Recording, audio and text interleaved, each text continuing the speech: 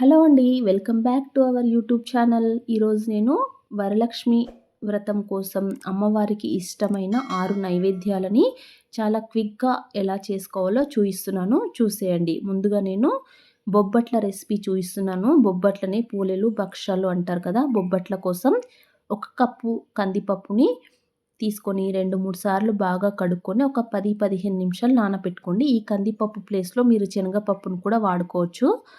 ఇలా నానిపోయిన కందిపప్పును తీసుకొని ఈ విధంగా వాటర్ వేసి కొంచెం పసుపు, కొద్దిగా ఆయిల్ వేసి పప్పుని ఉడకపెట్టుకోవాలి. ఈ పప్పు ఉడికేలోపు మనం పిండినైతే తడిపి పెట్టుకుందాము. 2 కప్పుల పిండిని తీసుకోవాలి. నేను ఇక్కడ పూరీ పిండిని వాడుతున్నాను.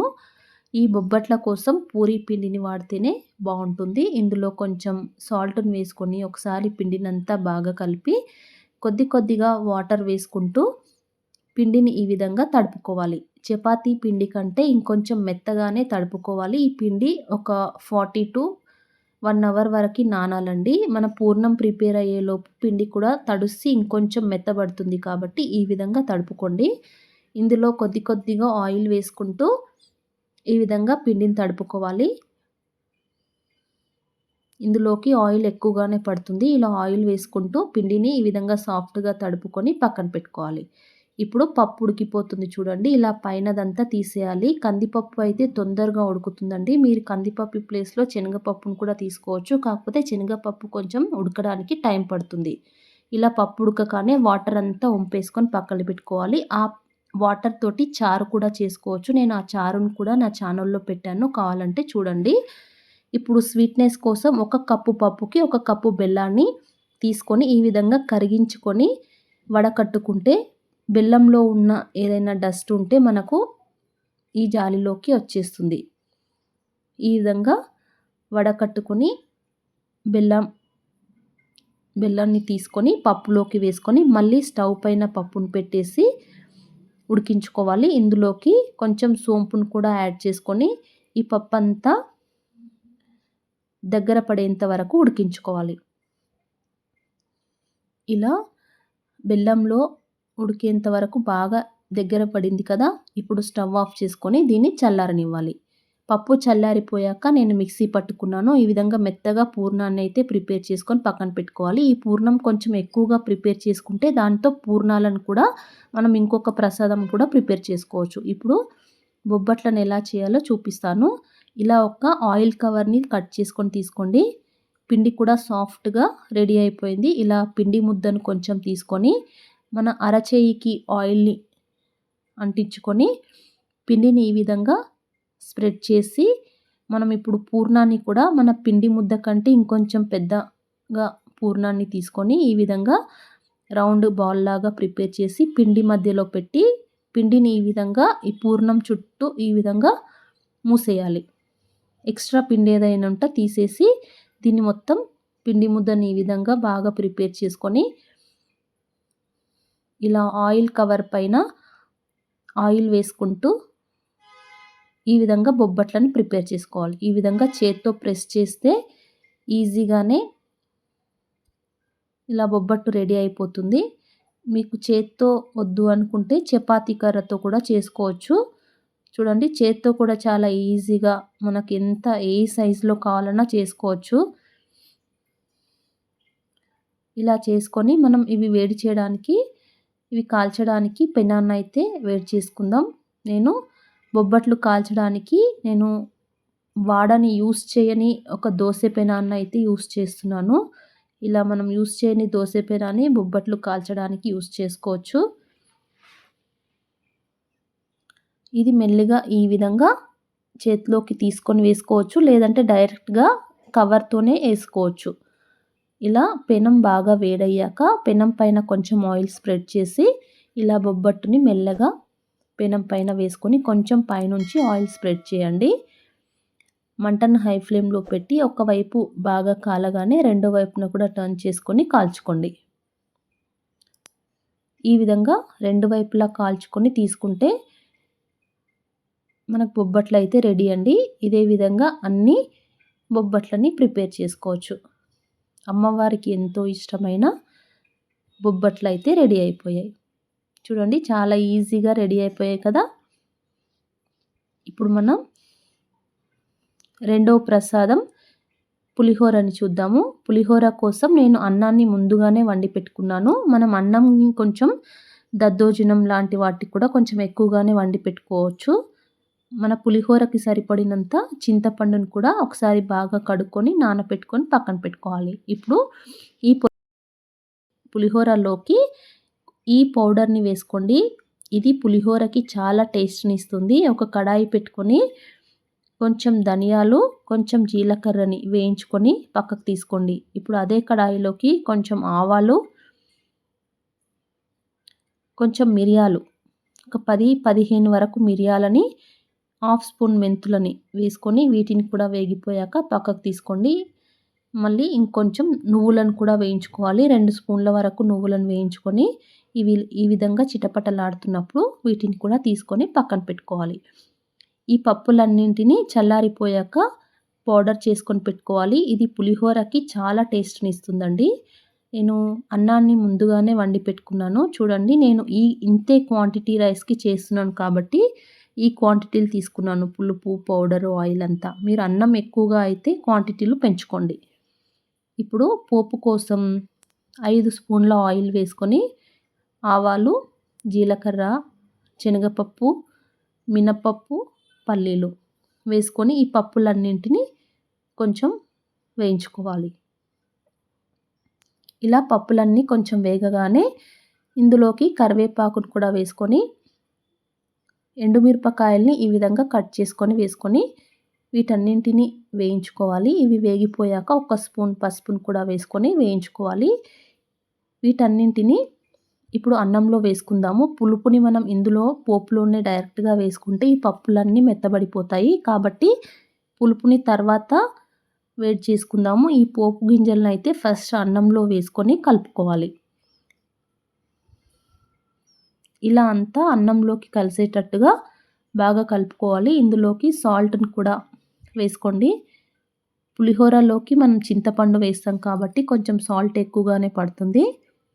నేను 3 స్పూన్స్ సాల్ట్ని వేసుకొని ఒకసారి బాగా కలిపేసి దీన్ని పక్కన పెడదాము. ఇప్పుడు మనం పులుపుని ప్రిపేర్ చేసుకుందాము. అదే కడాయి పెట్టేసుకొని చింతపండు నానబెట్టుకున్నాం కదా, చింతపండును అంతా పిండేసి చింతపండు గుజ్జునైతే గిన్నెలోకి వేసుకొని ఈ చింతపండు రసాన్ని ఉడికించుకోవాలి. ఇలా ఇందులోకి ఒక 2-3 పచ్చిమిరపకాయలని కూడా వేసుకోండి. ఇదంతా చింతపండు గుజ్జు అనేది ఉడికిపోయి ఈ విధంగా దగ్గరికి పడాలి. ఇప్పుడు స్టవ్ ఆఫ్ చేసుకొని ఇది కొంచెం చల్లారిపోయాక అన్నంలో కలుపుకోవాలి. ఇలా చింతపండుని సపరేట్గా ఉడికించుకొని కలుపుకుంటే మనకి ఈ పప్పులన్నీ మెత్తబడకుండా మంచిగా క్రిస్పీగా ఉంటాయి. ఇలా చింతపండును కూడా కలుపుకున్నాక మనం పొడి చేసి పెట్టుకున్న ఈ పప్పులన్నింటినీ కొంచెం పొడిని ఈ పులిహోరలో కలుపుకొని చేత్తో మొత్తం అంతా అన్నానికి అంతా పట్టే విధంగా బాగా కలుపుకోండి. ఇలా ఈ పౌడర్ వేసుకొని పులిహోర చేసుకోండి. చాలా టేస్టీగా ఉంటుందండి పులిహోర. ఈ విధంగా మొత్తం అన్నానికి అంతా పట్టేటట్టుగా కలుపుకొని పక్కన పెట్టుకుంటే పులిహోర కూడా రెడీ అయిపోయింది. ఇప్పుడు మనం నెక్స్ట్ ప్రసాదం చూద్దాము. పరమాన్నం అండి. ఈ పరమాన్నం కూడా చాలా క్విక్గా ఎలా చేయాలో చూపిస్తాను. నేను ఈ విధంగా ఒక కప్పులో అంటే 3/4 కప్పు వరకు రైస్ని తీసుకొని ఒక 1/4 కప్పు వరకు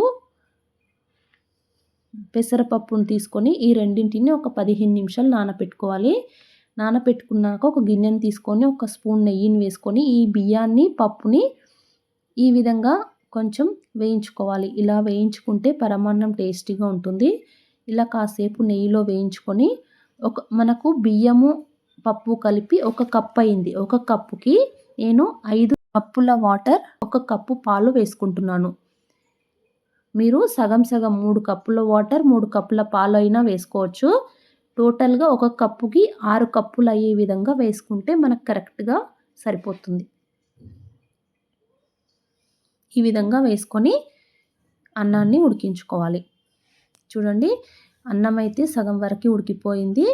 ఇప్పుడు ఇందులోకి ఇలాచి పౌడర్ని కూడా యాడ్ చేసుకొని ఉడికించుకోవాలి. పప్పు అన్నం మొత్తం మెత్తగా ఉడికిపోయాయి. ఇలా ఉడికిపోగానే చూడండి పాలు ఈ మాత్రం ఉంది కదా, ఇలా ఉడికిపోగానే ఇప్పుడు దీన్ని పక్కకు పెట్టుకుందాము. ఇది కొంచెం చల్లారనివ్వాలి. ఇప్పుడు దీనిలోకి స్వీట్నెస్ కోసం 1 కప్పు బియ్యము పప్పు కలిపి 1 కప్ అయింది కదా, 1 కప్పు నేను బెల్లాన్ని తీసుకుంటున్నాను. మీకు ఎక్కువ స్వీట్ కావాలనుకుంటే ఇంకొంచెం బెల్లం ఎక్కువ వేసుకోవచ్చు. నేను 1 కప్పుకి 1 కప్పు బెల్లాన్ని తీసుకొని ఈ విధంగా కరిగించుకొని వేసుకుంటే ఇందులో ఏదైనా డస్ట్ ఉంటే మనకి అన్నంలోకి పడకుండా ఉంటుంది. ఈ విధంగా 1 కప్పు బెల్లాన్ని కరిగించుకొని ఈ విధంగా జాలి గిన్నెలో వడకట్టుకొని వేసుకోండి. ఈ అన్నాన్ని మళ్ళీ స్టవ్ పైన పెట్టుకొని మళ్ళీ ఈ విధంగా బాగా కొంచెం ఉడకపెట్టుకోవాలి. ఇప్పుడు ఇందులోకి మనం డ్రై ఫ్రూట్స్ని వేసుకుందాము. ఈ పరమాన్నంలోకి కొంచెం నెయ్యి ఎక్కువగా ఉంటేనే టేస్ట్ బాగుంటుంది. నేను 4 ఫుల్ స్పూన్స్ నెయ్యిని వేసుకొని నెయ్యి వేడెక్కాక ఇందులోకి కాజులు వేసుకొని కొన్ని కిస్మిస్లు కూడా వేసుకొని ఇవి రెండు కొంచెం బాగా వేగిపోగానే అన్నంలోకి వేసుకోవాలి. చూడండి ఈ విధంగా డ్రై ఫ్రూట్స్ని వేయించుకొని ఈ పరమాన్నంలోకి యాడ్ చేసుకోవాలండి. ఇలా కొంచెం నెయ్యి ఎక్కువగా ఉంటేనే పరమాన్నం అనేది చాలా టేస్టీగా ఉంటుంది. ఇంకా కలుపుకొని పెట్టుకుంటే పరమాన్నం కూడా రెడీ అయిపోయింది.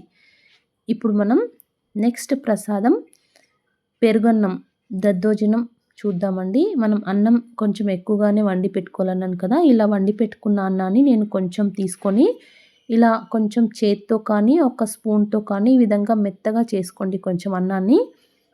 ఇందులోకి 1/2 స్పూన్ సాల్ట్ని కలుపుకొని పెరుగును కూడా యాడ్ చేసుకోవాలి. ఈ విధంగా పెరుగుని వేసుకొని ఒకసారి అంతా బాగా కలుపుకొని ఇందులోకి కొంచెం పాలను కూడా యాడ్ చేసుకుంటే మనం పెరుగన్నం అనేది ఎంతసేపు అయినా పులుపెక్కకుండా ఉంటుంది.